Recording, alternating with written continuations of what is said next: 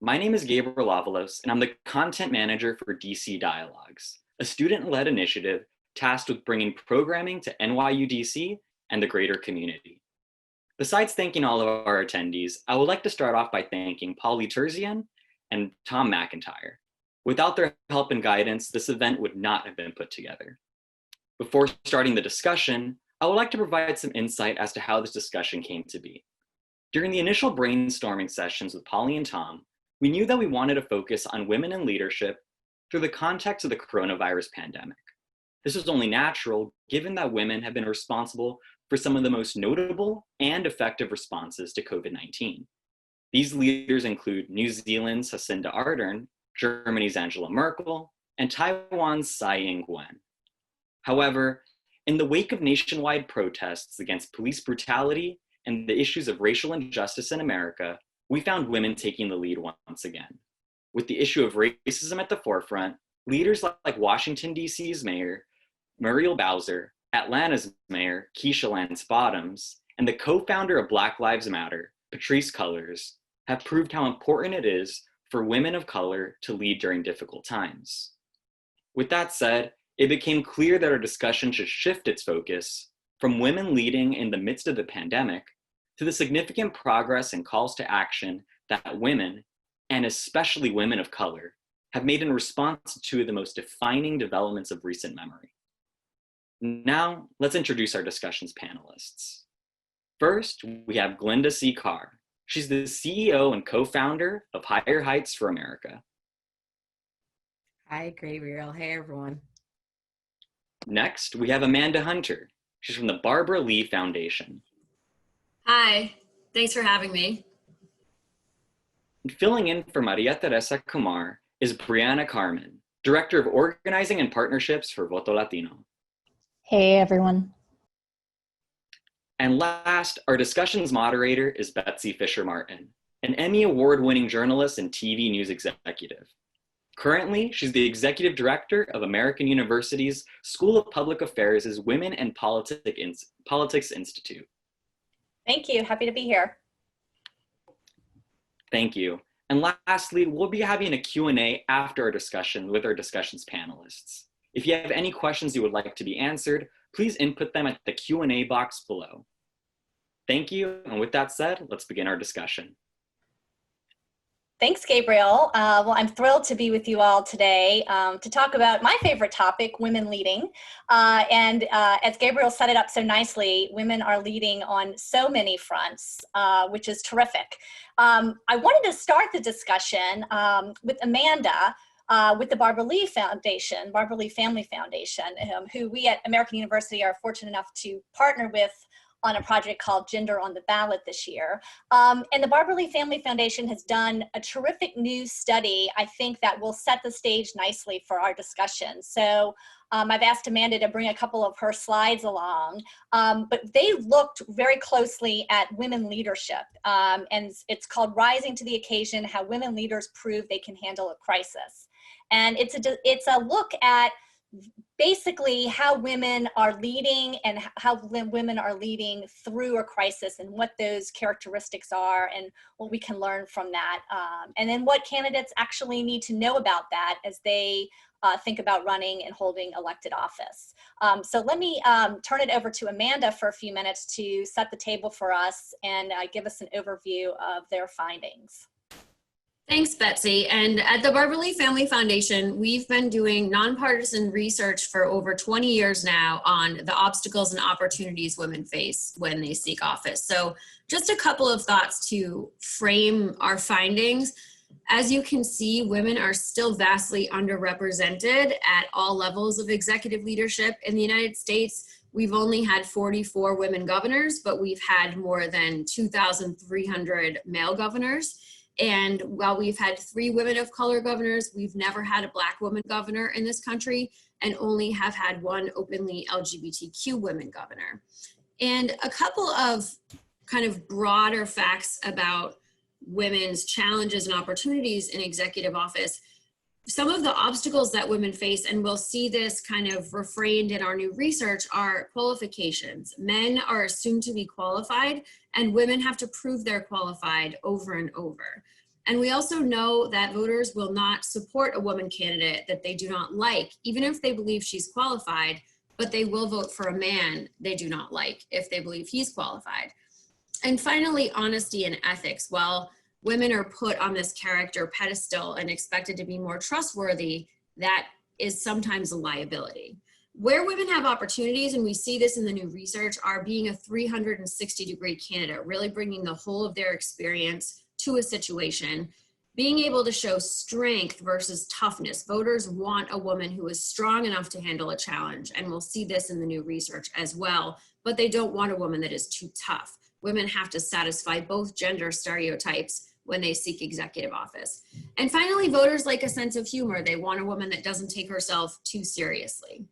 So in our latest research, as Betsy said, we looked at how voters respond to women leaders handling a crisis. And that's because our previous research found that voters assess women's electability using can handle a crisis as a top metric. So you can see here how important it was for voters that when we tested a variety of different women from different backgrounds, hypothetical women candidates, that they be able to handle a crisis. And what we found in this new research is that voters know what type of leader they want in a crisis. They want a woman who can take a 360-degree view, and later we'll talk about some examples, rather than someone that can come in and laser focus on one issue, a woman that can really see the full picture and might identify things that other folks hadn't thought about, looking at different populations. And voters really see communication as essential, but as a two-way street. They want a woman who not just listens to experts, but also listens to affected populations. Voters know that women have empathy, and we're certainly seeing that across the country with all the women governors and mayors that are leading right now. And women have to do more to prove they can handle a crisis, going back to the fact that women are not assumed to be qualified. Voters worry that women can't be strong, confident, and decisive. They want to see those dimensions in time of crisis, which I would argue we've been seeing lately across the country. And voters want a team captain. They want a woman who takes responsibility and accountability, but also shares responsibility and works with a team. So voters really want a plan. When you look at that word cloud on the left, that was the word that came up the most in our focus groups. And they don't just want a woman with a plan for the current moment. They want someone that can see what's coming around the corner. It's very important for women to be able to communicate that they've thought through multiple scenarios. And then, of course, what traits voters think women leaders need to handle a crisis. As we kind of talked about, they really want a good communicator who listens to experts, who's confident, calm, brings people together, transparent, strong, and empathetic. So it's important to note that, unfortunately, women don't get to decide what type of crisis they have to handle when they're in leadership, and the odds are that most leaders are going to have to handle at least one kind of crisis, but we really found some common threads when it comes to communication, accountability, and listening. And in focus groups, voters really wanted a woman who was willing to take ownership and take accountability. So handling a crisis might seem vague at some point, but voters do have very concrete ideas when it comes to what they want to see from women. So it's important for women to highlight their track record as a problem solver and really show their ability to build and execute a plan and take a 360-degree view. So I hope this was a helpful overview, and we can certainly talk in more detail as we go forward. Great, Amanda, thank you. Thank you for that.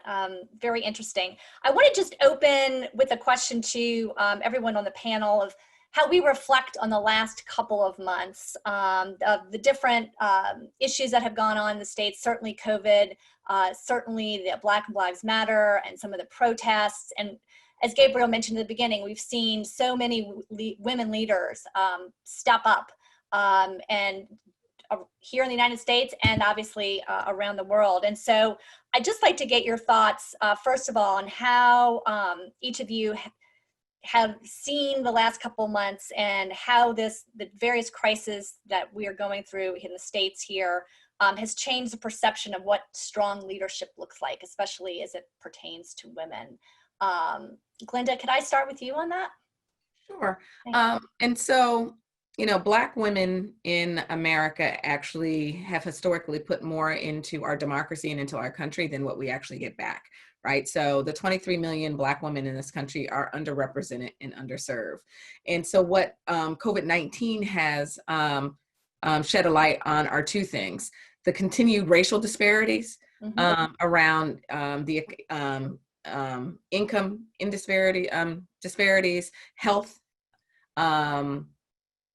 questions in regards to Black women being, many of women, and particularly Black women and women of color, being the essential workers that still had to leave their homes and work during the pandemic, that you've seen everyday Black women leading in this moment. We are the defenders of our homes, our communities, and our democracy. But we also saw a rise in a discussion around Black women's elected leadership. And so in 2014, we do a lot of work with the Center for American Women in Politics, partnering with the Barbara Lee Foundation around the status of Black women in American politics.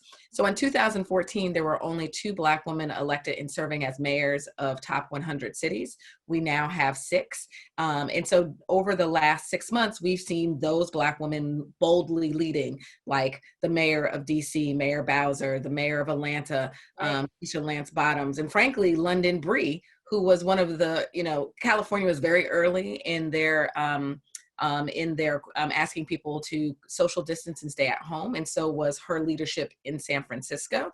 If you look at Congress, in 2000, we have a record number of Black women currently serving in Congress. In 2018, we elected 5 new Black women on the anniversary of Shirley Chisholm's, the 50th anniversary of Shirley Chisholm being elected as the first Black woman to ever serve in that body. And so what you've seen is, Higher Heights, our work is around centering Black women's political leadership. And yes, we want to ensure that there are more Black women elected on the local, statewide, and national level. But at the end of the day, it's also electing the right leadership. And so let's just look at the freshman class in Congress. So not only did we elect, the largest number of Black women in Congress, we sent a nurse, Lauren Underwood, Right. a teacher, Johanna Hayes, a city council member who has unique experience governing on a local level in Ayanna Presley. We sent a state legislator and a Somalian refugee, Ilhan Omar, and we sent a mother of a slain Black boy, Lucy McBath, to Congress. Those 5 Black women are uniquely positioned to bring those experiences to the decision-making table. At a time that we're talking about how do we handle a global health pandemic, you have a health professional sitting at that table. When we're talking about how do we educate every child, regardless of race and ethnicity and social economic background, not only did we send a teacher, we sent the 2016 Teacher of the Year to sit at that decision-making table. And then you take Ayanna and her unique experience from a government perspective around racial disparities, has risen in a voice in regards to that. Then enter in what I call the tipping point around the attack on Black lives with the killing of George Floyd, Breonna Taylor, Ahmaud Arbery, that you now have a woman who has lost a child not only to gun violence, but racially motivated gun violence, as we talk about breaking down and reimagining the criminal justice system, sensible gun reform, and systemic racism in Lucy McBath. Great, thank you. That's a terrific overview. And there's even the statistics just on the women mayors is terrific on how many more women of colors are actually leading cities now. Also, I'm from New Orleans, and the mayor down there, Latoya Cantrell, is also doing a really great job on dealing with a lot of issues in the city there too. Let me ask Brianna for her insights on how women are leading during the crises that we are going through here in the States. Hi, everyone. Yes, so I would love to look at this at a few levels. So, at the local level, Voto Latino has been registering voters. We're a voter registration nonprofit that's been around for 15 years. And really, as all of these crises have come to light, how everyone has been suffering with them, people at home are struggling with, losing their jobs, not being able to put food on the table, not having access to healthcare that they need in the middle of a global pandemic, we've seen a lot of power come from the local level, where individuals in their homes, a lot of the people who were registering to vote are young women of color. Over 60% of people that we register to vote are women, over half are individuals of color. So we're seeing people really want to come to the forefront and be able to speak for themselves, raise their voice, get registered. And the exciting thing there is that we know in the Latinx community, we have multi-generational relationships. So, you know, someone might be living in a multi-generational home, and that young person who's getting registered to vote, who is realizing that they have the opportunity to speak up against these challenges where they're not seeing leadership at the national level or at, you know, local levels, state levels in different communities where they live in, they're influencing their family members to get registered, to go out and vote in primaries, and they're coming full force in November. So that is incredible. And during Amanda's presentation, she talked about empathy. I personally have been so impressed and so in awe with how Jacinda Ardern has been leading her community, her nation in New Zealand. And it was incredible to see her engage in Facebook Live conversations where she is putting her toddler to bed. She is inviting you into her open home to talk about this challenge, to face it in an incredibly strong way, to share facts, to be a member of the community who's reliable, and to also bring in empathy as a leader to acknowledge that this is a challenge, this is something that everyone is going through, and this is why we're with you. And it's been incredible to see where women leaders who are tackling this COVID crisis have seen less deaths in their communities and are actually being able to reopen. So I think, you know, women leadership is absolutely the way to go, and women leadership of color as well. Amanda, let me ask you, because we talk about this a lot, some of these qualities that women leaders show, issues, compassion and humility, collaboration. We've kind of seen all those front and center now. What do you think collectively the impact of that is going to be on the future in terms of electing women leaders? Well, what's really interesting about 2020 is we all thought this would be a year we were all focused on the presidency. And in a lot of ways, we've been focused on governors and mayors, and we've seen women mayors and women governors lead the charge in a lot of ways, not just through the COVID-19 crisis, but also in the racial justice crisis that has resulted after the uprisings in the wake of the murder of George Floyd and so many others. And Barbara Lee, our founder, started doing this work because she thought that seeing more women in executive leadership would inspire more women to run for office. And so many women around the country have been on center stage and really challenging stereotypes that voters hold about women in executive office, because these women have been decisive, they've been strong. We've seen mayors from cities across the country stand up to tough criticism, and women governors like Gretchen Whitmer in Michigan. Mayor Lightfoot in Chicago was very early and decisive in closing down the city and also reaching out to underserved populations. And as Glinda said, Mayor Breed in San Francisco is a really great example of a 360-degree candidate, thinking about the impact that COVID-19 had on folks in public housing, for example, that maybe an older straight white man wouldn't have that as a first thought. And there are so many examples across the country that we've seen from particularly women of color mayors. Mayor Lovely Warren in Rochester, New York was coordinating with schools to make sure that food insecure children were able to eat. She distributed over 800,000 meals, but she also mailed 480,000 masks to seniors. So not just identifying a problem, but finding a solution and solving the problem early.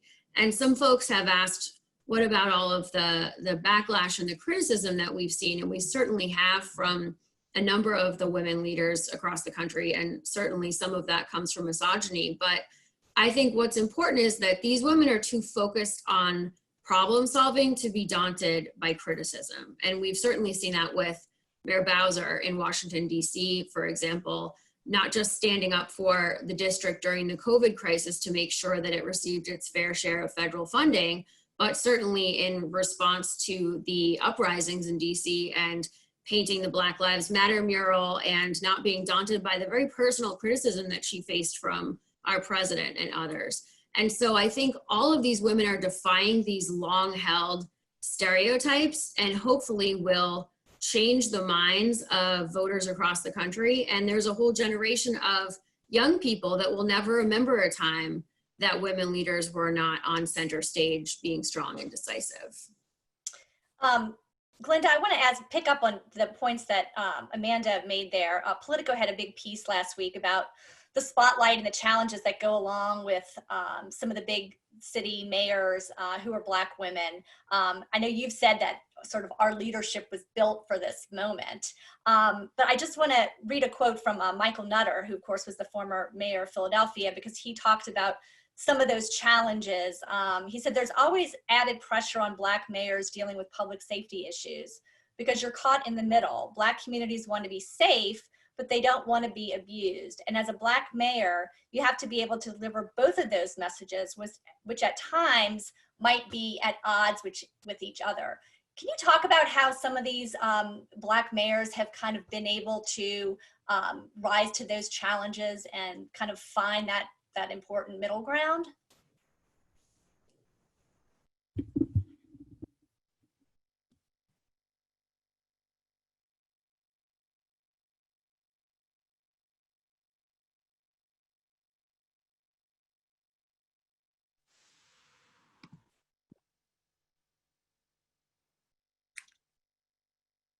I'm back. Oh, okay. Could you hear my question? Or did you freeze? I couldn't tell. I froze. Sorry. I heard Mayor Nutter. You gotta love technology. Let me just reread Mayor Nutter for you. Okay, he said there's always added pressure on Black mayors dealing with public safety issues. Black communities want to be safe, but they don't want to be abused. And as a Black mayor, you have to be able to deliver both of those messages, which at times might be at odds with each other. How have these women been able to do that? Yeah. Well, I think it's two things. One, women are held to a higher standard in our leadership, and particularly women of color and Black women. And so we, as citizens, we're not going to always agree or disagree with our elected leaders 100% of the time. I do think that, at the end of the day, these, particularly using mayors as an example, they are representing an entire city, different constituencies, different, spectrums around the political ideology and approach to things. And I do believe that, at the end of the day, there is a strain in being able to be a leader and balance that. I do believe that Black leaders and Black women leaders govern in a way where it is inviting people to the table for a discussion, even when you disagree, right? And so when you look at the coverage, there's been, Keisha Lance Bottoms will probably be a case study that Amanda and the folk or Barbara Lee Foundation and other researchers will do, because it goes from her being applauded from how she's handling COVID-19 to her varying reactions to the way she is governing around protests. In one given media cycle, to be like she, the after George Floyd's killing and the death of Rayshard, I can't think of his last name right now, Rayshard, that they were swiftly, the police chief was resigned to then her and her people's backlash around how she handled the protest. So I think it is a delicate balance. It is what elected leaders sign up for, right? And I think the way women lead in the research that Amanda just presented shows that even when there's a disagreement, that there is a platform for there to be direct conversations and engagements with citizens that oftentimes you don't see with our male counterparts. Mm-hmm. Brianna, let me ask you, just looking forward as we think about 2020 and so much of the work that you all do, and of course Glenda at Higher Heights as well, in terms of motivating women of color to turn out, specifically with Latina women. You all just did a poll that I was reading about that measured enthusiasm among Latinas in battleground states. That had somewhat of a disconcerting finding for you guys, because it showed that only 46% of Latino voters under 30 said that they plan to vote. And Maria Teresa was quoted in the piece. She said, the reason it's a code red, and she used that term, is that unlike African-American households where older family members encourage young people to go vote, in our households, it's the opposite. And how do you tackle that issue of motivating young Latina women, especially to go out and to engage in the political process? So I remember looking over at that poll, and, you know, internally we've been having conversations. This is a code red, and there are a few reasons why. We see that young people, young women, individuals who we engage with, they are not excited about the presidential ticket, where usually you'll have people go out because they're really motivated by this person who's leading the ticket and they'll vote down ballot. We're not seeing that. And I think Maria Teresa was right to frame it as a code red, where as individuals, part of our community, our elders look to us to really engage them, share information, share education on voting, you know, registering different members of our family. I've registered members of my own family this summer for the first time, which has been really exciting. But it is something that, you know, we're thinking of and acknowledging, where it really is full court press and everyone's hands on deck to acknowledge this challenge, where it's a mix of voter education, sharing other reasons why voting is important, why it matters to you, how it impacts your life, tying it to the protests and all of the civic challenges that we've been seeing, tying it back to things that you face in your daily life, whether you're seeing your family members, you know, have to pay out of pocket for coronavirus tests, not being able to access them, dealing with childcare where you're unsure where you're leaving your child as you go to your essential worker job. So for us, it really is educating voters, making sure that they know what's at stake, and really engaging around local candidates who you are seeing be the leaders in their community, who are really motivating and encouraging people to get out and vote, support them because they're on the ticket later on this year, and you're able to see yourself in them at the local level. Glenda, you sort of embody that spirit, because I know there's a great story you have of your mother when you turned 18. Her gift to you was taking you to register to vote, right? So how important has that been for women of an older generation in the Black community to lead in such a way and help inspire younger women to participate in the process? Yeah. Yeah, so part of that story is also that I am the great-granddaughter of Carrie Lee Dickens. And so she was born in 1895. I'm a solid, for y'all, I'm a solid Gen Xer. But my great-grandmother was born in 1895. And so I had my great-grandmother, grandmother, and mother who lived in a 15-mile radius until I was 25, before they, you know, my great-grandmother died at shy of 100th. Wow. So I was able to, you know, important for me, able to actually be in communication and touch women that actually didn't have a right to vote, but use their political activism in a way that changed the trajectory of you know, 2 to 3 generations of individuals.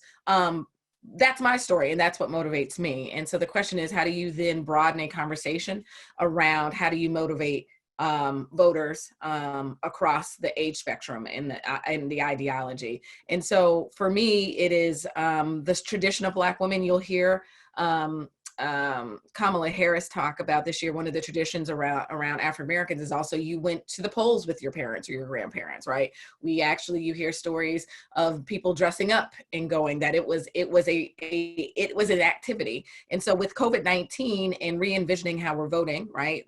Voting in person, safe with a mask and with social distancing, so you may not be bringing your family to vote, or your young children for that generational piece. And many of us will be voting, you know, by paper, by mail. That it is about still creating that that tradition. And so you'll hear Senator Kamala Harris talk about, you know, we can all get dressed and go to the mailbox or to the post office, or, you know, put it into the mailbox. And I think that is important that we know the historical piece to the storied history around African Americans in voting. On the 100th anniversary of the 19th Amendment, that is a complex discussion among women of color. around celebrating, August 18th or August will be the celebration. So being able to understand how Black women fit that role. And frankly, we're suffragists that help to move voting for, frankly, white women in a way that we are, again, giving more to our democracy than we get back. So what I think in this year will be a motivating factor for Black women across social economic backgrounds, around geographical locations, around age, is that we're demanding our return on our voting investment. And that is in the form of policies that directly center Black women, our families, and our community. And we're claiming seats at decision-making table. And I think those are the message that will motivate Black women, knowing that their vote will help to build an America that we can all believe in. Amanda, let me ask you, we did a partnership with you all on Gender on the Ballot, where we looked at women's political participation. And one of the things that we found in there is that women are participating more and more, and they're becoming very engaged. They're contributing to campaigns. They are working on campaigns. They're volunteering. They're talking to their friends. We do that very well. Talk about how important that process is for women to increasingly have more of a voice in political discussions and elections. Yeah, absolutely. And that research was really interesting that Betsy's talking about, that we did as part of our Gender on the Ballot project with Benenson, because we found that anecdotally, we've seen across the country, right, since the Women's March in 2017, women just seem to be more politically activated. This confirmed what we thought was true. Women are reporting that they're more politically activated. Women are also reporting that they show no signs of slowing down. They plan to maybe only become more politically activated. And millennial women and women of color in particular are leading the charge when it comes to political activation. And we did this research last year, so this was far before all of the changes that we've seen in our country. And yet it still remains true when you look at the protests and uprisings that have happened across the country, and a lot of women speaking out about the disparities that have been exposed through the COVID crisis. An interesting part of that research too that we found was that the barrier that women reported for not becoming more involved was because they didn't feel like they were informed enough, even though they reported consuming the same amount of media that men did. So there's kind of a confidence gap with some women, which we see in other situations in other industries, where women feel like they have to be over-prepared in order to come to the table, and men don't have that same barrier. And the same goes for women running, right? They feel that they have to be overqualified. And in some ways, the women that are elected are more qualified because of their self-selecting into that group.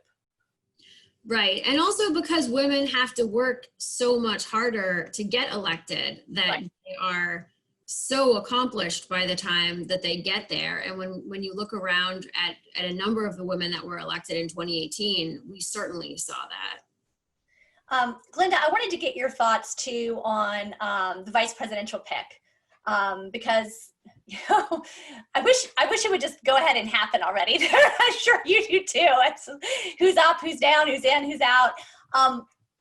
You've been very outspoken on this issue in terms of the importance that you feel of the Vice President Biden picking a woman of color for the ticket. Can you expand on your thoughts on that, and the significance of a vice presidential pick, and what that would mean for women of color? Yeah.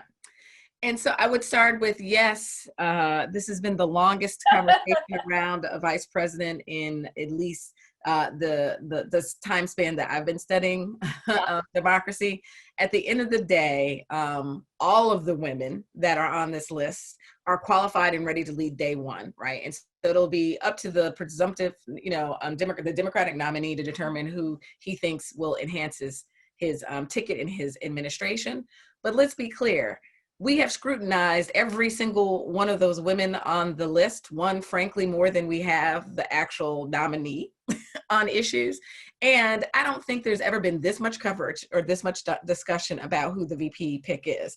So you wonder what the difference is. The difference is it's not not a white man. And so people have lots of opinions. We've actually gone one step further because obviously our work is around electing and amplifying Black women's leadership. We are actually saying that there are not just one, but multiple Black women that are on this short list, right?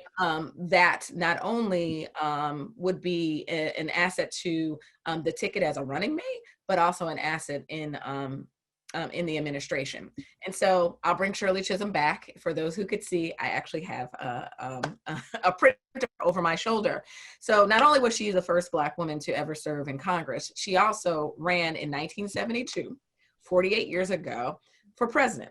And so this past Monday, July 13th, is the anniversary of her name being entered into nomination from the floor in the Democratic convention in 1972. So there's been obviously leaps and gains from her boldly stepping off the sidelines, running for from president in 1972 to now being a VP, talking about vice president picks, or as we're calling Veep stakes. Right. There is a handful of Black women. They all come from different experiences, different background, and they all bring something different as a running mate in the administration. So, regardless if he picks a woman or a woman of color, this is significant for a variety of reasons. One, there's a discussion around, well, would a woman of color or Black woman actually enhance the ticket, particularly if Black women are going to overwhelmingly vote for the Democratic candidate? I would say two things. Over the last couple of cycles, data points actually to, yes, a Black woman will create an extra enthusiasm among Black women on the ticket as voters, and in the investment in a Black woman voter is we don't go to a polls alone. So not only is she going to be enthusiastic, she will also bring others to the polls and overperform, and African Americans will probably overperform. But we've already seen data points to out of the 5 Black women who were just elected to Congress in 2018, 4 of them came from districts that are majority white. And so that shows that they can build a winning coalition of voters that are not of color. And so not only can a Black woman or a woman of color excite women of color, she will also bring most likely white women and bring enthusiasm in their ability to vote when there is a clear discussion around what will white women do in 2020 as voters, as swing voters. Great, and I want to take some questions from the audience. So if you haven't had a chance to type in a question, please go ahead and do that. And Amanda, I want to start with you on one of these questions from Joanne.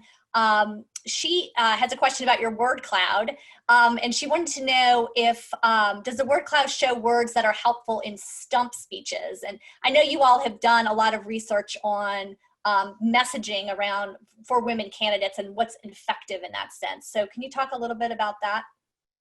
Yeah, and that's a great question, Joanne. What we found regarding women introducing themselves to voters is that it's critical for women to lead with their qualifications. And there's a temptation to tell the story of their bio and the nice kind of origin story, but women don't have that luxury because women are not assumed to be qualified, and particularly women of color need to emphasize their qualifications even more. So we would recommend to anyone that's writing a stump speech or introduction to voters to, if it feels like you're highlighting your qualifications too much, it's not too much. It's probably not enough, because voters need to hear, action-oriented language, and they need to hear how women got results. It's not just enough for women to say, I owned a small business. They need to be able to say, I owned a small business and I created X amount of jobs. I balanced a budget. So highlighting those tangible results over and over, and then also, of course, talking about a candidate's personal story.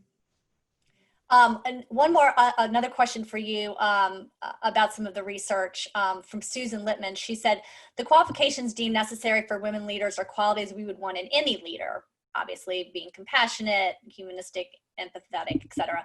How are these qualifications different from what voters want in men? She's asking. That's a great question, and that's absolutely right. There are a number of qualities that voters want regardless of a leader. The difference is that voters assign some benefits to women because voters assume that women have more empathy. Voters know that women are good listeners, and voters see that while men might be able to come in decisively and kind of laser focus and take charge, women are really taking a broader view and looking at how the entire community is affected. And that's certainly what we've seen across the country in the past 7 months with the COVID crisis and all of the protests across the country as well. Glenda, let me ask you this question from Abdul, and maybe we can expand on a couple more elements of this, but he's asking what strategies can be used if the voters themselves are racist and refuse to provide opportunity to women? And I guess I would just expand on that and ask you to talk in general about sort of the anti-racist discussions that are happening now and their impact on politics and the way we look at political participation. Yeah. Well, I mean, I think across the country, I mean, one of the ways we can combat that is being able to have candid and frank and open conversations with our networks and our families. And oftentimes when you talk about voters being racist or sexist, I would assume that there are many people in our own network who don't believe that their behavior would label them either of those two. So being able to, like, I've seen in my social feed more of my friends having very overt conversations about their experiences as women and as African Americans, and then at the intersection of being an African American woman. And frankly, I think there are some conversations, particularly as it relates to voters and electing women and women of color, that we also have to rethink how we vote. We have historically voted for older white men. And so if we use the example, we started the presidential election with the most diverse field of Democratic candidates, well, candidates ever, but on the Democratic side. And at the end of the day, there were coded language around electability and likability, which points to the Barbara Lee Family Foundation's research. And frankly, that discussion about electability and likability didn't just come from white men.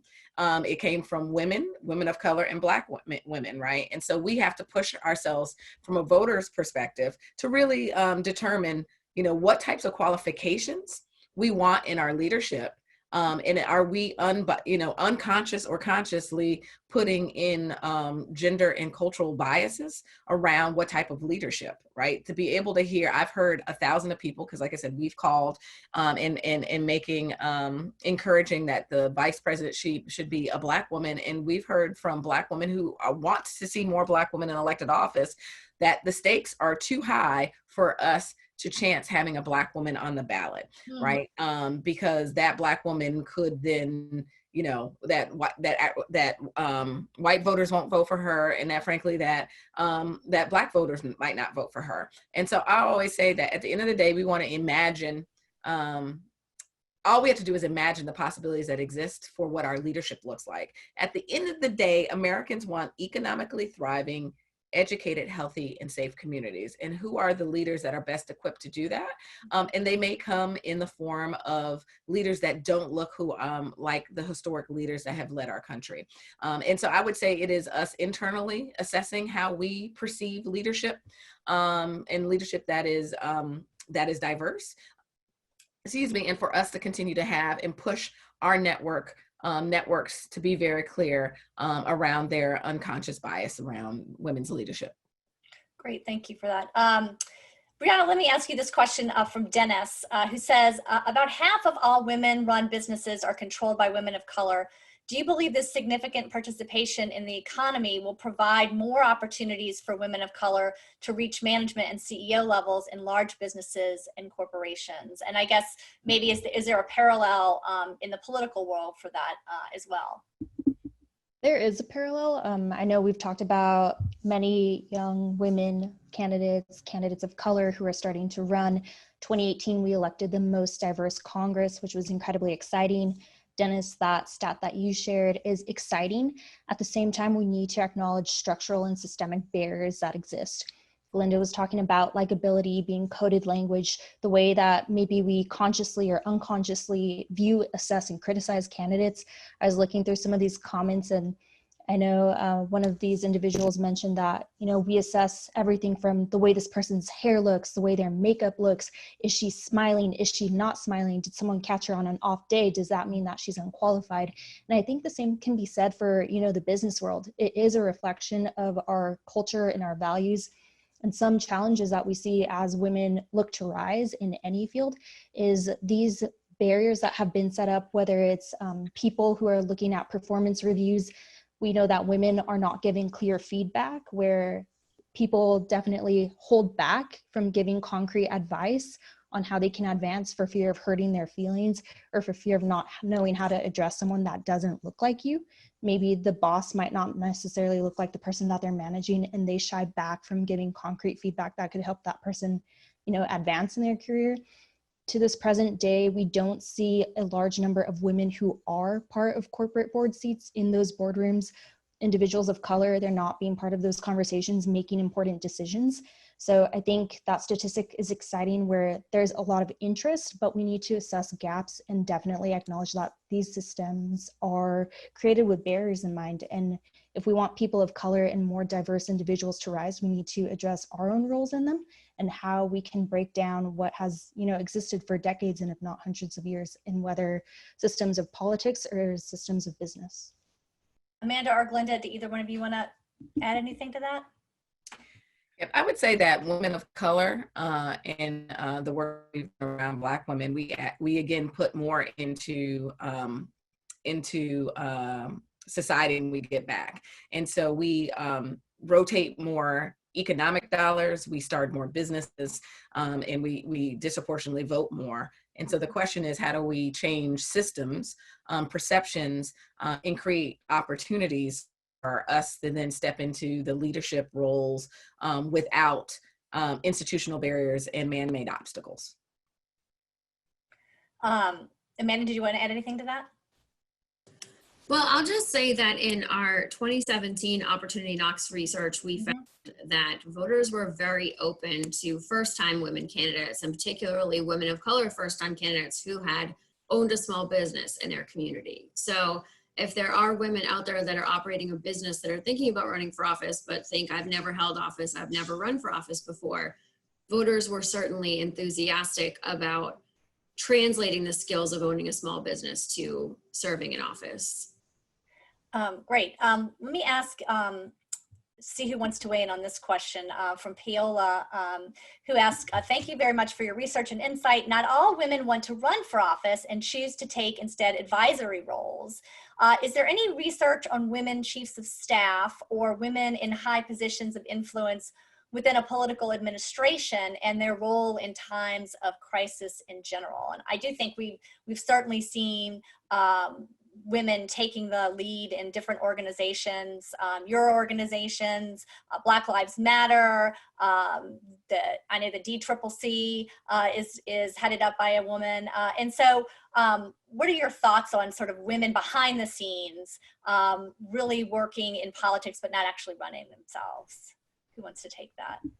Well, I'll just say one thing that we talked about on Gender on the Ballot in the COVID crisis are all of the women that are public health officials that have certainly taken a center stage in the COVID crisis. And we've also seen a lot of those women face a backlash, in part probably due to misogyny, that their male counterparts haven't faced. But we've also seen a lot of the women in the public health leadership resonate with voters. And some of our focus groups for this research, actually, voters were very enthusiastic talking about some of the women that were in those roles. So that's one way that women kind of plugging along behind the scenes can suddenly be front and center. And we've also found kind of informally, anecdotally in our governor's research, because we've studied every gubernatorial race involving a woman candidate since 1998, that it's so important to have a diversity on the staff of a campaign, and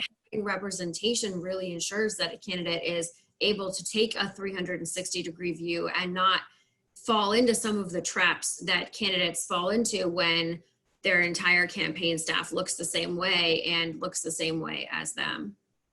Yeah, and I would say there is also an increase in Black women, women and Black women serving in these roles. So I'll use the presidential election as an example. So, you know, Donna Brazile was one of the first Black women to ever run a presidential campaign. This cycle, you had, you know, Secretary Castro's campaign manager was a Black woman. You have senior advisors to the Democratic nominee as Black women. You see there's Black women serving in roles that historically, you know, oftentimes you would see women of color that would be assigned to roles around organizing constituencies of color. You now see press secretaries, you see policy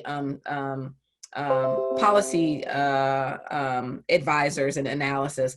You see campaign chairs. You know, Kamala Harris had her sister, who is a, you know, a policy thought leader in herself, being a campaign chair. And so you will see more and more Black women and women of color leading in these roles, and also, frankly, raising money and giving money to political organizations and political candidates. The Hill has an increase in the number of Black women serving in senior roles.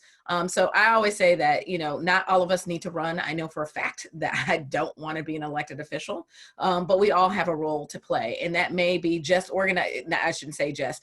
That it could be you organizing your network to the polls, using your voice to talk about an issue that you're inspired about, opening up your pocketbook or your wallet and supporting candidates that inspire you and organizations that you believe in, to you stepping off the sidelines in the spirit of Shirley Chisholm and running unbought and unbossed, to you being an advocate. You know, democracy does not begin and end on election day. And that is one of the mistakes of our American democracy. People will go vote, and that is the work that they do. At the end of the day, I was the chief of staff of a New York state senator at a time where there weren't many other chiefs that looked like me. At the end of the day, the squeaky wheel gets the oil. And that is about you having direct dialogue with your elected official, may it being you emailing, you know, in the new world, tweeting at them, making appointments in lobbying and going on lobbying trips with organizations you believe in, and having conversations with them during town halls. And so you can find a leadership role for you if you're watching this. In any of those variety of ways. We are stronger together, and when we all participate in our American democracy, I believe that we will have a stronger union. Brianna, do you want to add anything to that about Latina women?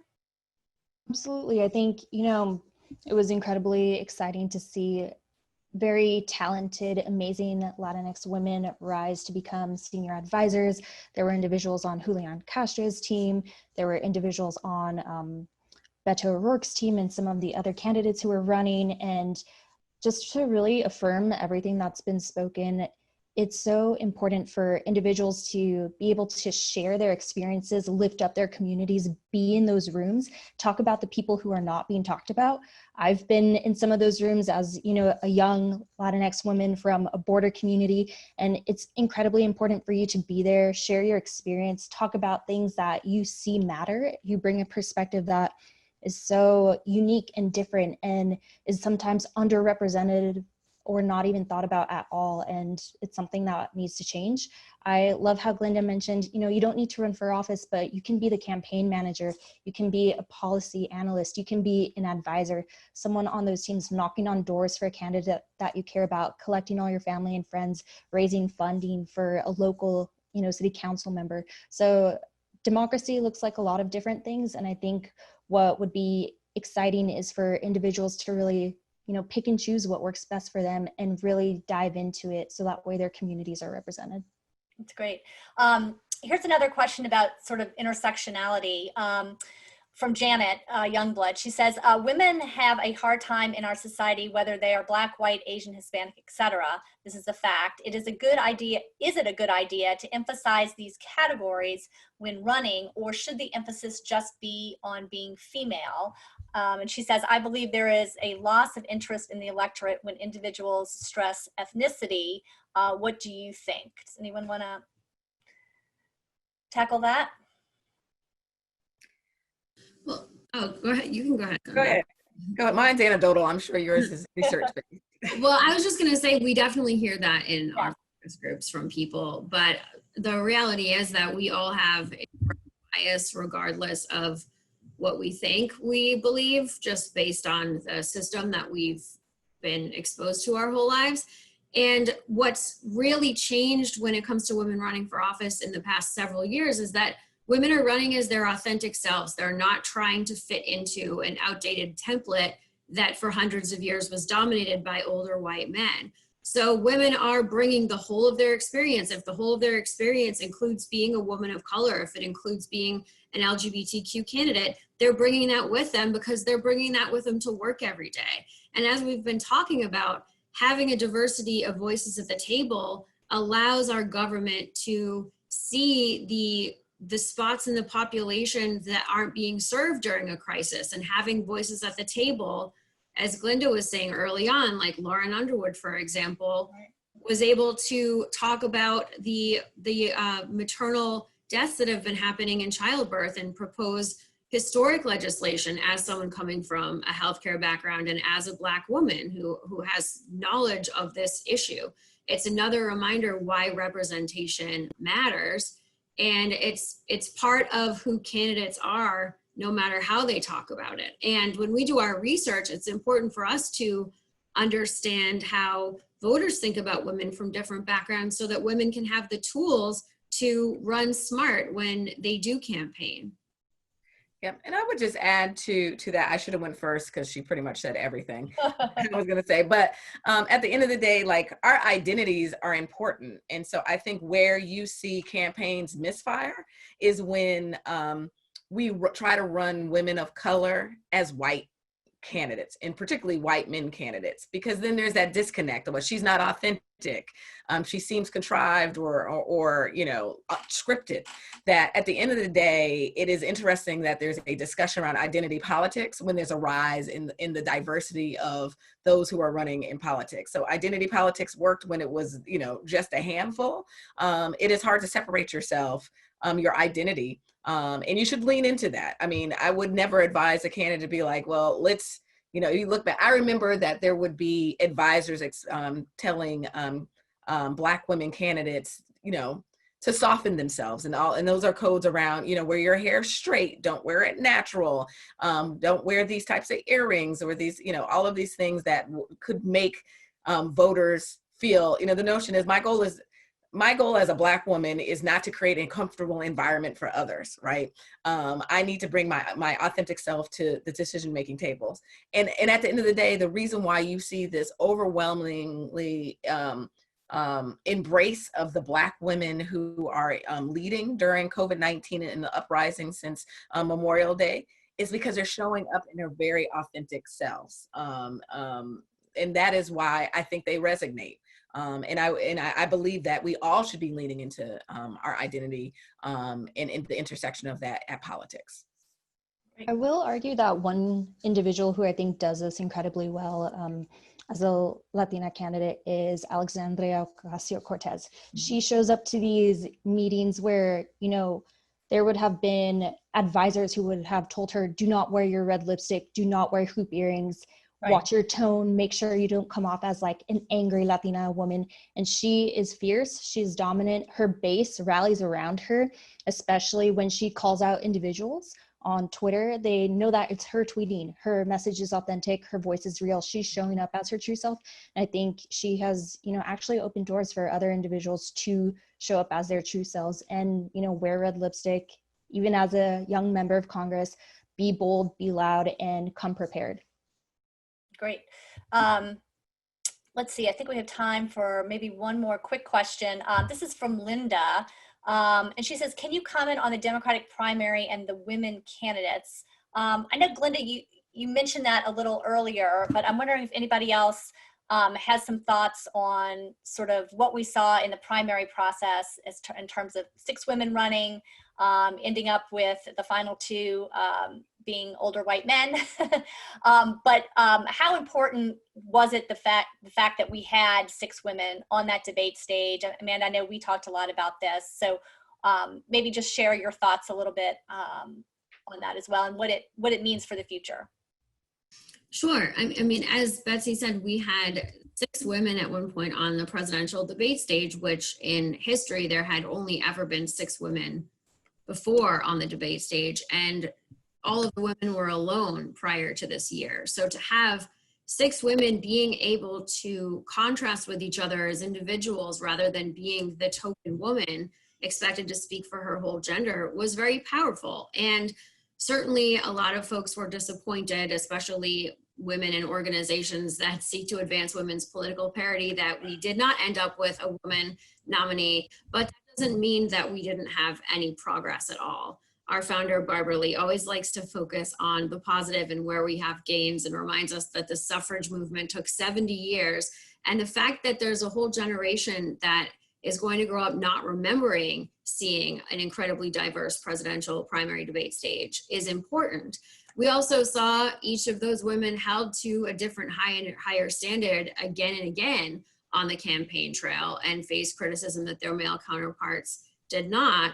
But I think the difference was that people were talking about that this time around. And in the past, there was not the same type of open dialogue about the different standard that women are held to when they seek executive office. So it certainly was progress. And what we're seeing with the talk around the VP candidate, who we don't know who it is yet, is that already there's an expectation for this woman to be incredibly qualified and held to woman, right? higher standard than men, not even knowing who she is yet. And I think we're going to continue to see that when this woman is announced. You know, there is no perfect candidate. We don't have any perfect candidates in any race. And already it seems like this woman is expected to be perfect. And so we're waiting to see how she is held to different and higher standards on the campaign trail. That's a good point. Glenda or Brianna, do either of you have any thoughts on that or any final thoughts before we leave? No, I think that is a correct analysis. I would also just add that some of the lessons learned will be around how do we tackle the question around electability. And so that plagued many of the women on that stage, right? Is she going to be electable? And the problem is when you start creating a narrative around electability, it then has a domino effect. When you start questioning it, it then slows down her ability to raise money. Yeah, it's right? like a circular issue too. The more you talk about it, the more it becomes a reality.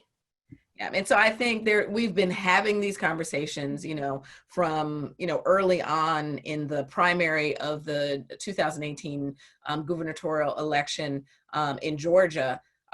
Stacey Abrams went from people's questions, could a Black woman be electable in the Deep South, to her ending the year as the most, you know, talked about politician in mounting what, you know, I still believe is a successful successful election and blueprint. So I think this election provides a blueprint.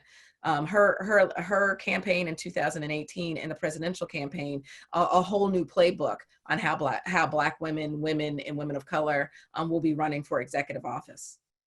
Brianna, thank you for pinch hitting today. So I'm going to give you the last word. Yes, I think, you know, 2020 was an important moment to see so many qualified, competent women of color up on the stage. What would be an important learning lesson for us and for us all to consider is how vicious cancel culture is, how it ripped to shreds every single one of those women who is running for candidate, and how we are spending so much time thinking, assessing, reviewing this individual who will become the vice president compared to a white male who is now the nominee. We're spending so much time thinking about his women, you know, VP pick compared to someone who's actually running for president. So I think just acknowledging the biases that are in our culture, how we see women and the expectations that we have for them, whether they're running for office or in business, in politics, really at every step of the level, and how it weighs even more unfairly for women of color.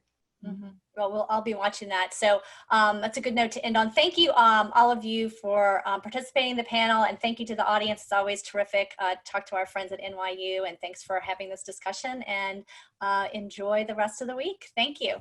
Thank you. Bye. Thanks, Bye. everyone. Bye-bye.